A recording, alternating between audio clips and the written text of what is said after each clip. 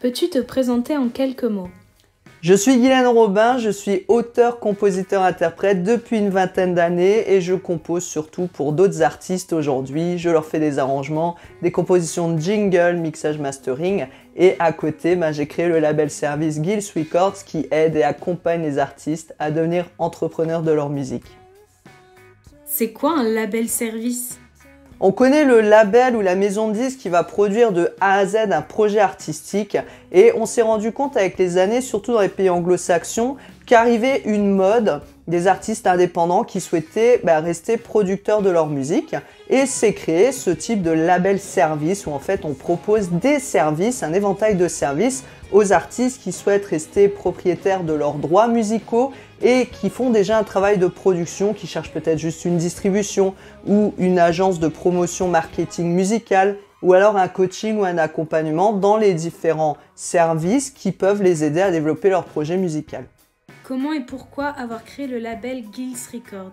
Pour revenir un peu en arrière, j'ai aussi un parcours d'ergonome. Donc ce sont des gens qui adaptent les conditions de travail des employés, des entreprises, pour qu'ils aient une meilleure qualité de vie de travail. Et j'ai travaillé pendant des années à côté de la musique dans ce domaine. J'étais cadre dans une très grande entreprise. J'étais très bien jusqu'à l'approche de la quarantaine où je me suis questionné. Et je me suis dit, bon, j'ai toujours voulu aider les artistes. Aujourd'hui, c'est peut-être le moment, j'avais l'occasion de faire une pause dans ma vie active de cadre pour développer ce label. Et je m'étais aussi en amont beaucoup formée sur l'industrie musicale. Ça m'a ouvert les yeux et je me suis dit, tiens, toutes ces infos que moi, je n'ai pas eues quand j'ai démarré la musique, eh bien, je veux les apporter aux artistes indés pour qu'ils aient le chemin à suivre et qu'ils se rendent compte que c'est possible d'y arriver.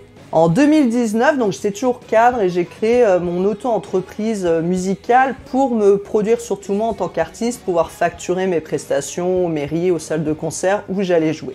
Fin 2019, j'avais vraiment dans l'esprit de créer un label musical indépendant lorrain pour aider aussi les artistes locaux, pour les aider à se produire, à trouver des concerts, à booker pour eux, à leur faire leur mixage, mastering, premier album, maquette, etc. Donc on avait commencé avec quelques artistes et puis est arrivé le Covid et malheureusement ça m'a fait avoir une vision autre de mon label qui est devenu vraiment un label service et j'avoue que j'avais commencé à travailler avec quelques artistes et que j'ai vu que bon voilà, je vais pas faire une généralité mais il y avait un problème aussi, c'est quand on les produisait et qu'il n'y avait rien à payer, les projets souvent n'aboutissaient pas et j'étais un peu fatigué de courir derrière, donc je me suis dit, le seul truc pour que les artistes avancent, c'est qu'ils mettent la main à la pâte. Vous savez, avant de créer ce label, vraiment, j'avais eu cette réflexion avant de partir en label service et je me suis beaucoup formée sur le fonctionnement de l'industrie musicale, du droit d'auteur, c'est pour ça que j'ai créé le guide des droits des musiciens. En tant qu'artiste, j'ai testé plein de choses, j'ai testé les outils et j'ai voulu montrer aux artistes ce qui fonctionne, ce qui est concret, ce qui est réel, ce que ça peut apporter et éviter aussi d'avoir des frais immenses parce qu'il y a beaucoup d'outils qui coûtent très cher et moi j'essaye de trouver des outils, bon forcément tout n'est pas gratuit dans la vie, mais qui peuvent avoir un très bon rapport qualité-prix pour les artistes. Et j'ai toujours mal au cœur quand je les vois continuer à utiliser des outils qui coûtent 300 € l'année, alors que moi je leur parle d'un outil par exemple pour leur base mail qui leur coûte même pas 8 € par mois. Voilà, ça me fait vraiment mal au cœur qu'ils ne suivent pas mes conseils. Tu es musicienne, compositrice et interprète. Raconte-nous ton parcours. J'ai commencé très jeune, très petite, devant les télés, regarder le Club Dorothée, forcément. Et Dorothée, avec sa guitare électrique là, à la télé, c'était quand même assez rare, quand même, il faut le dire, une femme qui était leader dans une émission télé, qui avait une personnalité. Et elle était là avec sa guitare électrique et moi j'adorais ça, j'avais ma raquette en plastique de tennis. À l'époque on avait des raquettes en plastique de tennis. Et j'étais comme ça, je me trémoussais devant la télé. Au fur et à mesure, mon père a senti que j'aimais vraiment ça. Et quand j'ai eu 9 ans, il m'a fait le plus beau cadeau de ma vie, il m'a offert une guitare classique. Et j'ai commencé les cours en guitare classique. Et donc les années ont passé, vers 13-14 ans, mon frère s'est acheté une batterie, ma sœur m'a offert ma première guitare électrique. J'ai commencé à jouer avec mon frère, on a fait un groupe, les Resolute Bay. Au fur et à mesure, il y a un bassiste, un ami à lui qui est venu, un guitariste, un ami à mon frère aussi, ils étaient au lycée tous ensemble. Et puis on a fait des compos, on a commencé à tourner et ça marchait plutôt bien. Et quand j'avais 17 ans, je voulais être une rockstar. Enfin, c'était mon rêve, je me disais, wow, on a des compos de fou, ça plaît, on jouait dans des bars. Et en fait, au fur et à mesure, ça a splitté parce que mon frère s'est marié, il est parti vivre ailleurs. Et puis chacun a fini ses études et puis a commencé à faire sa vie. Et malheureusement, c'est comme ça que malheureusement, les gens font leur vie et puis les groupes se séparent. Et donc après la fin de Resolute Bay, j'ai fait ce qu'on appelle une dépression musicale, ce que j'appelle une dépression musicale. C'est-à-dire que j'avais plus envie de jouer de musique, j'avais plus envie de toucher à rien, j'ai eu l'impression que mon rêve s'était terminé. Et puis en plus, à cette époque, on n'avait pas Internet comme maintenant ou tout. Donc c'était très très compliqué de se projeter dans quelque chose, de développer une audience autrement qu'en concert. Et là, j'avais plus de groupe.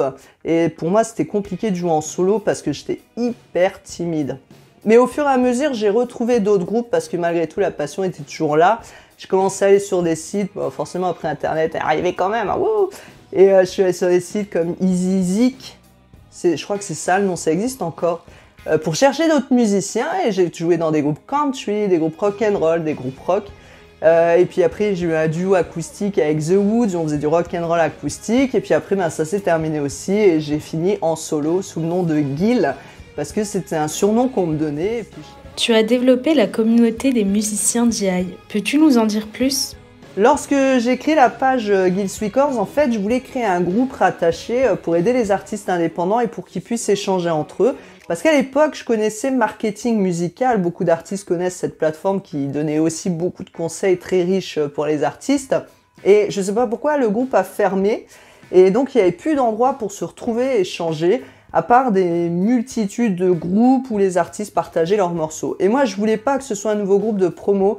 Je voulais vraiment faire un groupe. Alors, c'est accessible c'est gratuit, bien sûr, mais il y a un questionnaire d'adhésion parce que je veux vraiment que les musiciens DI qui rejoignent le groupe soient des artistes motivés qui viennent pas là juste pour partager leur musique, qu'ils aient vraiment un projet et qu'ils aient besoin de conseils pour avancer et d'échanger avec les autres artistes. Le but de cette communauté, c'était de ne pas être seul dans son coin et de trouver d'autres artistes dans le même cas que vous et pouvoir échanger. Voilà, là je galère pour ci, là les médias ils me répondent pas, même si on est déprimé ou alors on est super heureux, on peut partager tout ça entre artistes et surtout voilà, c'est un endroit de solidarité entre musiciens et montrer aussi qu'il n'y a pas de compétition entre les artistes, qu'il y a de la place pour tout le monde et qu'il faut s'entraider. Donc je trouvais que Gil's Records comme nom de communauté c'était pas top et je voulais trouver un truc vraiment en cohérence avec ce que je souhaitais apporter aux autres avec l'entreprise. Et Musicien DI est venu assez rapidement parce que c'était la mode du DI. Alors je sais qu'on dit DIY, mais j'arrive jamais à le dire, on dit tous DI en français avec notre super anglais. Donc je dis je vais rester très Frenchy. Et c'était vraiment cette mode du fait par soi-même, do it yourself. Et ça correspondait totalement avec ce que je voulais montrer aux artistes puisque c'était vraiment comment devenir entrepreneur de votre musique, quel outil utiliser, comment s'y prendre, les méthodes, les stratégies pour faire vous-même les choses, pour réussir tout seul en vous aidant des autres, mais tout seul à chaque fois, attention, dans le sens où vous n'allez pas attendre que quelqu'un le fasse pour vous. Si vous voulez avancer, il ne faut pas attendre, il faut y aller, il faut passer à l'action. Et justement, sur Musicien DI, c'était vraiment ça, vous donner tout ce qu'il faut pour que vous réussissiez. Et bien sûr, toujours avec de la transparence. La communauté des musiciens DI est donc devenue ce groupe Facebook d'échange. Et puis cette plateforme de formation qui est reliée à Gil's Records. Parce que Gil's Records, c'est vraiment ces deux axes. C'est l'axe label, service et aussi jingle, composition, arrangement, production musicale. Et dans Gil's Records, il y a cette partie, ce groupe, cette communauté des musiciens DI, où là, il va y avoir les formations, coaching, accompagnement, et c'est vraiment leur endroit à eux. Si tu voulais donner le conseil aux musiciens et artistes, ce serait lequel? Si vous êtes ce type d'artiste indépendant, s'il y a un conseil que je dois vous donner, c'est déjà de focus sur votre audience. J'en ai beaucoup trop qui m'appellent encore parce qu'ils sortent un album dans un mois. Ils n'ont aucune audience, mais c'est pas grave, ils ont envie de gagner de l'argent avec, ou ils lancent des campagnes de crowdfunding et ça ne démarre pas. Parce qu'ils ont oublié la chose, la clé, la plus essentielle dans leur parcours, c'est de développer leur audience.